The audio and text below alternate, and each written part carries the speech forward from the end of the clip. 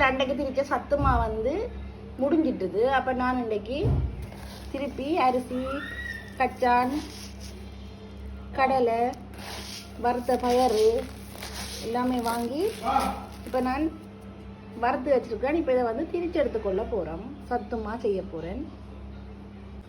முட்டைமா வந்து கொஞ்சம் வேறு ஊட தந்துருக்கணும். அப்போ நான் முட்டைமா செய்கிறதுக்கு முழு உளுந்து எடுத்துருக்கிறேன். முழு உளுந்து வந்து நான் இப்போ இது வறுத்துட்டேன்.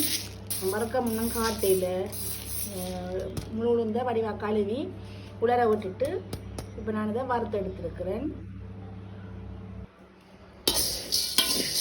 2 கிலோ முழு உளுந்து எடுத்தேன்னா மிச்சத்தை வந்து இப்போ நான் வறுத்து கொண்டிருக்கிறேன்.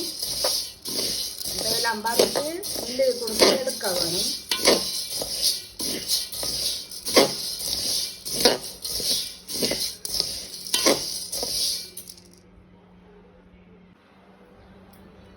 என்னட்ட வந்து 1 கிலோ உளுத்தம் மாவுக்கு 1 கிலோ அரிசி மாவு போட்டு தான் முட்டை மா செய்து சொல்லி கேட்டிருக்கிறோம்.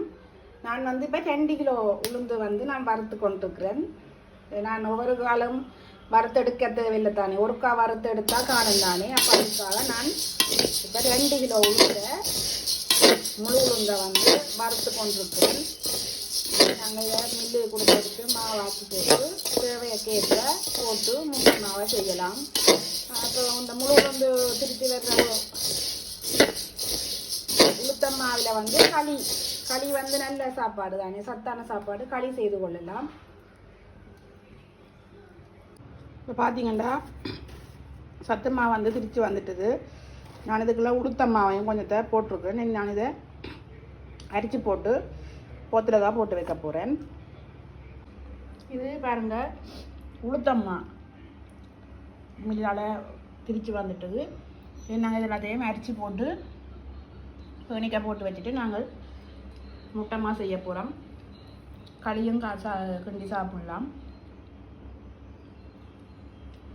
இப்போ பார்த்தீங்கன்னா நான் வந்து மில்லால் வந்த மாவை எல்லாம் அரிப்பானால் அரிச்சு போட்டு போத்தலுக்க போட்டு வச்சுருக்கிறேன். இனி தேவைக்கு எடுத்து யூஸ் பண்ணலாம். Okay, bye friends.